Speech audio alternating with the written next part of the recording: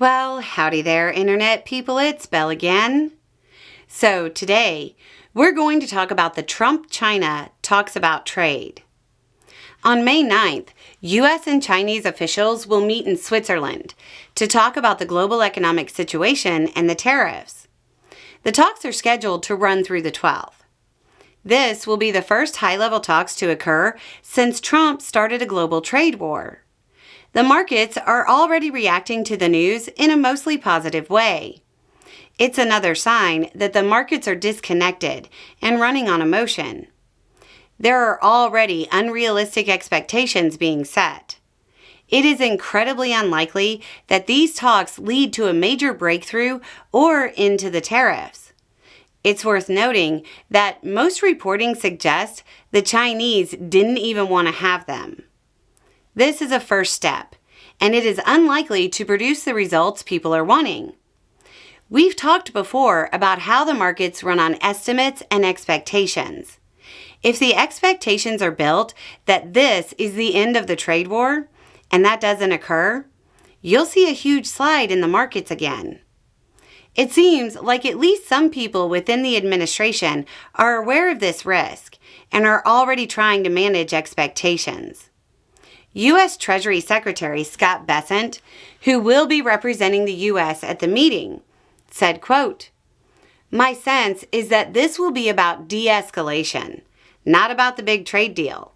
But we've got to de-escalate before we can move forward." Honestly, with Trump feeling the pressure of not having success at signing trade deals, and that frustration starting to leak out in front of the press the way it did at that meeting with Carney, it would probably be best for the entire U.S. team to set the expectations incredibly low. Drastically underpromise and hope you can overdeliver is probably the way to keep Trump from whining about the lack of trade deals again. The Chinese team is entering from the opposite position. They're very much telegraphing in, "I'm only going because my boss is making me, and we feel obligated because we said we'd talk if you asked nicely" attitude. Or, as a Commerce Ministry official said the morning the news of the talks broke, quote, "If the United States wants to resolve the issue through negotiations, it must face up to the serious negative impact of unilateral tariff measures on itself and the world." So, the two starting positions based on public messaging are the U.S. team saying, "We need to de-escalate," and the Chinese team asking, "Are you done hitting yourself? Good. Now apologize for making me watch that." It's important to remember that the public statements in the days leading up to the start of what is likely to be multi-phase negotiations are part of the negotiations, with each side broadcasting the position they want the other side to think they have. Trump wants China to think he's ready to de-escalate, and China wants the U.S. to think it doesn't care at all about how long this goes on. Neither of these positions are true.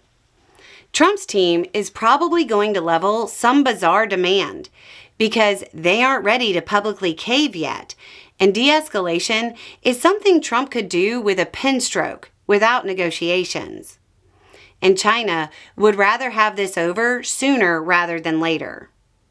The key thing is that the talks will likely cause a lot of uncertainty, and markets hate uncertainty. So, be ready for a lot of ups and downs in the economic news, unless people suddenly snap back to reality. Anyway, it's just a thought. Y'all have a good day.